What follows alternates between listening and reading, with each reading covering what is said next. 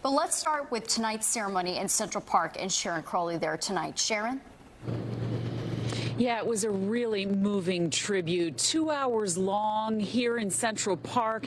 Families, elected leaders, faith leaders, all trying to remember those who died on October 7th, and also remembering the hostages that are still being held captive in Gaza. The families here telling me they don't want anyone to ever forget what happened a year ago on this day.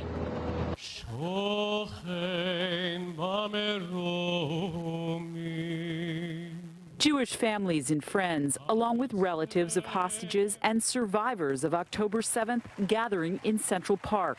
They are here to mark this grim one-year anniversary of the Hamas terrorist attack in Israel.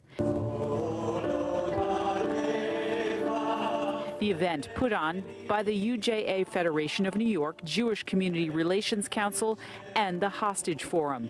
It's a tribute to those who died and draws attention to the men and women still in captivity in Gaza. This has been a year full of grief, layers upon layers of it.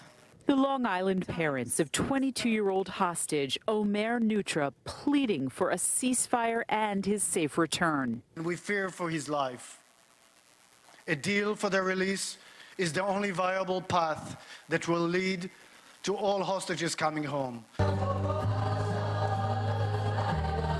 The evening filled with music and prayers and heroic stories of survival. On October 7th, I went to a music festival with my brother Dan and another couple of friends of mine, Nadir and Sarah.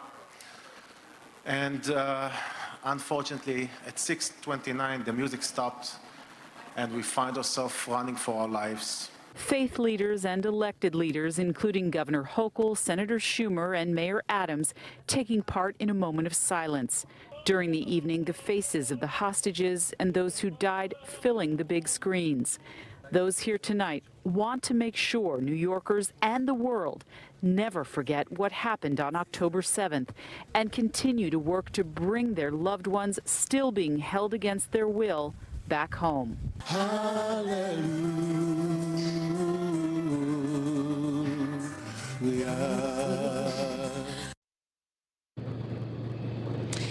And the families of those who still have hostages being held in Gaza tell me for the rest of the world, maybe it's been a year, but for them, they relive October 7th again and again. And they say they will not stay silent. They'll do whatever they can to pressure political leaders to reach a ceasefire. I'll send it back to you in the studio. All right, Sharon, thank you. And to honor victims of last year's deadly attack in Israel, a record-setting Torah march on Park Avenue tonight. Over 5,000 people took part in the largest ever Torah decoration and dedication. The crowd marched from 79th and Park to 85th Street. It ended with a service with remarks from survivors and families of victims killed last year. And our team coverage continues now with Fox 5's Teresa Priolo. She's live in studio with us for an in-depth look at how people are reflecting 1 year after the worst attack on Jewish people since the Holocaust, Teresa. Natasha and Steve, for so many, but particularly Jews around the world, the last year has been filled with disbelief and grief. 1 year has passed, and while so much has changed, so much has not, like the 97 hostages still in captivity, including 7 Americans. It's the exact moment the lives of hundreds of music lovers and ultimately millions of Jews around the world changed for good. The moment the music stopped at the Nova Music Festival and innocent people began running for their lives as Hamas terrorists stormed the Israeli-Gaza border. There are those that made it out alive, but many did not. Now, 1 year later, the days have passed, but time stands still. On that same hallowed ground today, as Israelis gathered to mourn, the music plays on again. The massacre of 10/7 was the worst atrocity against Jews since the Holocaust. It is Israel's 9/11. 1 year on, it's impossible to shake the images of burned out communities, ruined lives, dead bodies, and pictures of the hostages. 97 still in Gaza, 33 are believed to be dead. Unlike the Holocaust, we fight back, and we're fighting like lions with the support of the American government. The attack was the spark that lit the flame.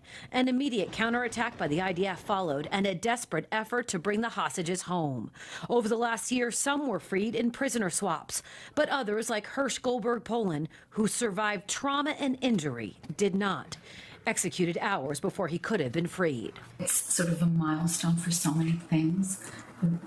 Being taken hostage, for losing my home, for losing my husband that I actually didn't know that I had lost him for 2 more months. But it's like all of those things together, and the situation is still so horrible. I don't think anybody expected the war to be going on for so long. In Gaza, a humanitarian crisis has ensued, with tens of thousands of lives lost, displaced, or destroyed. The steady drumbeat of ceasefire now continues, as Jews in the U.S. and around the world see a dramatic rise in anti-Semitism. It is unacceptable. All of us must stand united against anti-Semitism and against hate in all its forms. And today, Prime Minister Benjamin Netanyahu said he will not stop or slow Israel's military action until all the hostages are home. Steve. All right, thanks, Teresa.